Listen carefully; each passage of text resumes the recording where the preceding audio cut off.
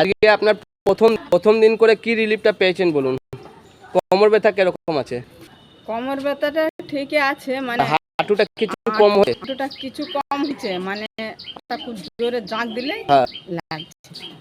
এখন বাদ দিন না, কোনো অসুবিধা নেই, এখন তো সেক দেবে, সেকটা বাকি আছে তো। বাকি আছে, হ্যাঁ এখন সেক হবে। জোরে যে আমি আর যে পাঞ্জাগুলো বলে রাখতে পারছিলেন না, পাঞ্জাটা এখন? পাঞ্জাটা এমনি কিছু হয় না, মানে এই যে পাটা ফেলতে একটু খড়ি খড়ি নেংচি যায়, মানে সেইটা একটু আপনি চেক করুন, ওইটা এক্সারসাইজ করে আমি একটু চেপেই করেছি, ঠিক আছে?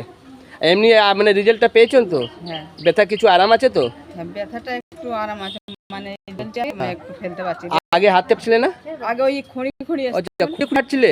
তাহলে একবার হেঁটে দেখাও তো দেখি। আসো তো, একদম সিধে হাঁটে, খোঁড়াবে না, একদম সিধে। খুব ভালো তো। ওই যে হাঁটছি, মানে পায়ের ভিতরে লাগছে, কাট কাট করে আওয়াজ করছে। আওয়াজটা এখন হয়নি। বাস ঠিক আছে।